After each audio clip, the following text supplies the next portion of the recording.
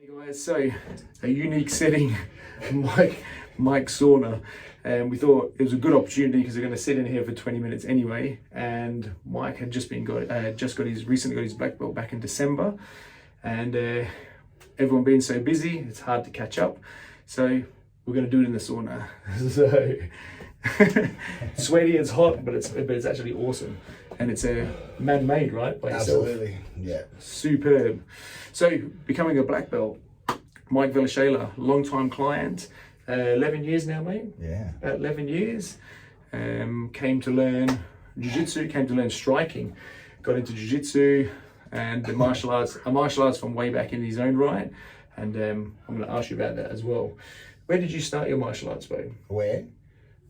What style did you start? Shotokan. Shotokan, that's right. Karate, yeah. And when did you do that? How old were you when you started that? We were year 5, so 10 years old. Beautiful. Yeah, it was just to tone down my aggression. My parents put me in karate. Yeah. Did it work? I did for the best part because it's really strict. A lot of, what do you call it? Like good principles, look after each other, all that stuff. Learning self-control. Spot on. Yeah, 100%. And you did quite well in karate, Shotokan. Yeah, you did some travelling with it, didn't you? Absolutely, went to Japan and everything. It was awesome. We were on the Australian team. I won the Australasian Kumite Championship. Beautiful. Yeah. Wow. Good experience? Oh, at that age. How old were you then?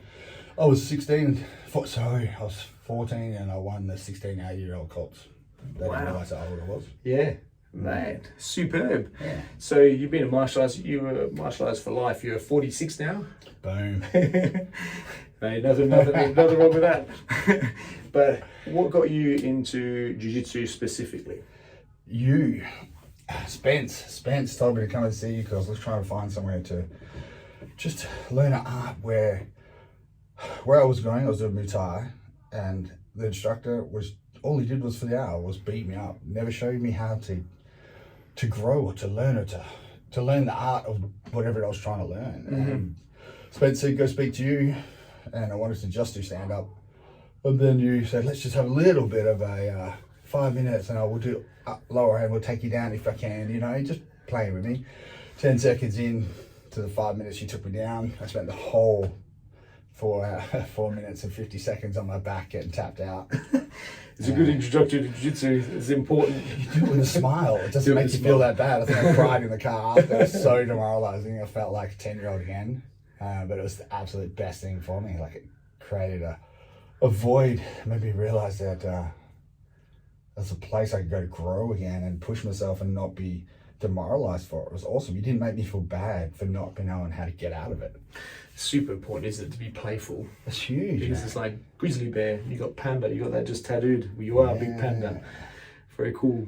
It's playful and it's challenging, and you don't want to, you're taking someone's body in your hands. It's such a relationship because you got to look after each other and you can hurt each other. So it's very different. Striking is also very important though, as we know. Super important. But jiu-jitsu, it's beautiful. It's connection, it's movement. What would you say, getting your black belt, well-deserved black belt, what does a black belt mean to you in jiu-jitsu? What does black belt mean to me? Wow. Just another way. It allows me in my headspace to go, okay, you've been doing it a while now to understand that my role's not just about me. Being a black belt, when I go to the class, it's about also leading the other ones out of there. That's really important for me. That's good, very good. And my kids, they see me as a black belt. My wife sees me as a black belt. They push themselves further. You can see them. Yeah. For me, it's just acknowledgement because it's not an easy road. If I see all these people at work complaining about work, and I've just done the 1%er. Not many people get to a black belt in jiu-jitsu. And you've done a hard day's work as well. It makes you feel very powerful. So it kind of just attaches this armor to me.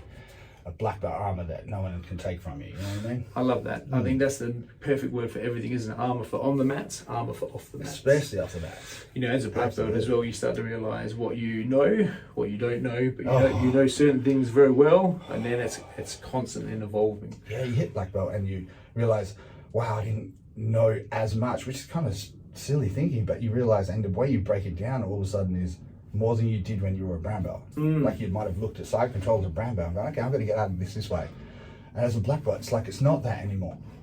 It's not that. It's like this whole little centimeters and millimeters that weren't even there before that you're trying to fill. And there's places in your oxygen or inside your body that can be squashed to create a hole where oxygen once wasn't been able to fit, it can now fit. It's so weird. But I think jiu-jitsu keeps you so honest. And as you get better, okay, apologies, the phone got a little bit warm, which is probably to be expected.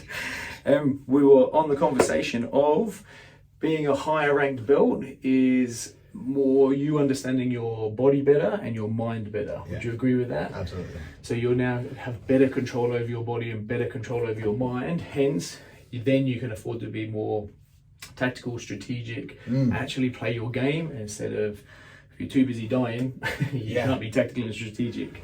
Absolutely, which I never did before. Yeah. So it makes you smarter. Yeah, you'd lean someone down a path, but no, it'd be a path of, if they go that way, I'm going to do this. But it wasn't no, you were direct. Now, you grab a, put it across your body for a purpose. The reaction is what you're looking for, not the, not that you're looking for. Once you've done that, you want to see what they're going to give me, and that's what you play with. That's what I love to wear. Yeah, you know? You can play with people's, and we say in a respectful way. If it was in a reality of self-defense, it would be in a purposeful way. Yeah. But on the mats, you're playing mind games with people, loading people, setting things up. Some things you don't want anything from. You just tire the person out. Yep, spot on. Does that make sense? 100%. And I think once the mind gets involved, as per the conversation we're just having, the physical follows very quickly. Very quickly. You've got to stay calm, super calm. Calm is everything. I'm a god. But you know, when you get I said to a client, anxiety level, aggression level, frustration level, all those things, that's what you're really monitoring, because you can't be good at anything, jiu-jitsu or anything else, if you can't manage yourself. And we're not saying that people don't feel them. How well do you deal with them when you feel them? Jiu-jitsu is that beautiful thing, the pressure to bring it out. Well, you can see it. You spend a day at work, you have the best day at work, right? Comes to do a session at the gym, and everything you touch goes your way. And then there's times when it's Monday and you've had the absolute end of month, no one cares about you. Everyone feels like they've just stepped on you all day. You come to training and a white belt steps on you. That's what it feels like. I mean, even though you know it's not the facts, but your head controls everything. You know, and it sometimes takes you more than you think it's going to take you to pull yourself back to where you are. But you know it's your day that's beat you down. Yes. You know, but the black belt gives you during the day. Like I remember, if I had a crap day, I would go for the week. Now it's for a day, or it's till I'm literally halfway through my session. I'm like, oh yeah, that's why I'm getting beaten up, because I'm not enjoying myself right now. That's interesting, because that's the same as when you did moves. White belt, you didn't pull it back, you didn't recognize it very early. Now you still do it on a certain level of this and that, but you know how to recognize it and fix it. Yeah. But same as life, you know, you're going to go down a negative spiral, but then you can fix it quickly. You're going to go down that negative spiral and sit in it for days, weeks, or you're going to sit in it like a human being and go, okay, fix it, boom, move on. Spot on. So would you think being a black belt is so many things? Self-defense, super important, like gorilla. That's all. For me personally, simplicity, effective. That's for me number one. Everything is about how I control myself when someone wants either broken into my house or has cut me off in the car and jumped out and my kids are in the car and I can't get away some way. It's all about that, controlling my aggression to meet their aggression in the best way possible. Either just to be subdued them or to completely stop them. That's all I care about. And how you've grown up, bro. You've grown up not shy of a fight, how you've grown up. And it's a good thing, it's a healthy thing. It's taught you lessons, I'm sure. And you know, you don't get involved in violence unless you have to, but if you do, you want to be very efficient at it. 100%. And I believe the self-defense actually gives you the confidence to be that better, nicer, whatever you want to do with it, person, because you're confident with that self-defense. It's actually evolution. It's normal. It's meant to be, but you don't use it for bad. You use it for good. Yeah, definitely. With being confident in yourself, you see things a lot further away. Like you see someone walk into work and you can see they're hostile. And you see they're looking just to have an argument with somebody. about something that means nothing. So we don't know what day they're having. Yeah. So, it just comes from all angles, but it's not down to them. It's down to how you're controlling yourself. Spot on. And it's beautiful. You have a powerful energy. I love it. You use it for good, not for bad. So jiu-jitsu, lifestyle, would you say? Everything. Yeah. This is not a get your black belt and stop. This is get your black belt and now do 90. Mate, as long as we... Jiu-jitsu is, for me, the best way for me to lead my children into a path of become better people for themselves to have a better life, man. Through Sustainable, I've learned so much about myself. And it's whether you stand up or jiu-jitsu, it's always been about just being the better version of myself after every session. And that rubs off to my kids. My kids are, if they fail at something, they don't cry about it. They smile about it. And if they fail a test, they're resilient. They get back up and have a crack. And that's the stuff we do from jiu-jitsu. Come home saying, guys, did you see me get beat up tonight? Yes. What did I do? Did I cry? Did I stay there and stay focused? Or, you know what I mean? It's all about giving them more tools to have a better life. Make them more powerful beings, because then they can go forward and do whatever they want Chase to do. Chase their dreams. Spot on. Because if you feel scared of things, that's the interesting thing you see with people as well. If you feel scared, and for whatever reason, everyone's got something that comes with them, but you shouldn't feel scared. You should feel scared, but then you should move through it. Yeah. And so what are you doing, or we said today, after the session, what are you doing to make yourself more powerful? Eat better, be careful who you surround yourself with. Say no to negativity, get rid of it. Positive, live your dreams, do what you want to do, feel good about yourself. Something that makes you feel good about yourself. Judgment from whatever, who cares? If you're on my vibration, we'll get along. If you're not, we're not. That's cool, because you've got yours and I've got mine, but that's super important. The more awkward and more not the normal you are, the more you know you're on the right track. Because 90% of people I know that I've met in my life have no idea about who they are. And that's the scary part. You're like, what? Huh? You just had a heap of red rooster. Went home, we got drunk, got up and done that for how many days? The whole year. Oh, good job. And then you're feeling uncomfortable. And I wonder why you have anxiety. And you go, but you can also look at people like that and say, what's gone on to feed them into that? But to get them out of that, you need people, positive people, who want to empower them, lift them up, help them. I feel good. But this is where the whole issue comes about, right? The way you do it allows men like me who come from an aggressive background where it's not the nicest way to grow up.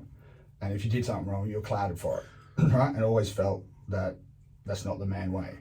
You created this bubble where you can push myself to a point where you're not going to knock me down, give me bloody teeth, or choke me out to a point I pass out. You know what I mean? Like there's that. That's just what you've done. Other places I've been before, you don't get that. So what you're creating is it's really hard to get everywhere. So other people that are going other places, I feel sorry for them because there's not that out there. What you got to do is share the people with the right people. Some people are suited to certain things, some people are suited to others. For me, as a 46 in 2 weeks, this is lifestyle. Make no mistake, it's functional, and actually the more lifestyle it becomes, the more functional it becomes. And you can go take it into whatever, but I'm interested in building better people, more powerful people, more confident people, strong physical, mental, emotional. That's the number one thing. But that's one massive thing I've seen in you. When you're constantly working, and we're saying, like you get your black belt and you carry on going, you have a good day and then a bad day the next day, but you keep on going. So it's a constant evolution. But to keep that motivation, you've got to keep yourself powerful. Spot on. If you don't feel physically, mentally, emotionally powerful, anything in life that hits you is going to drain you. It's going to drain you badly.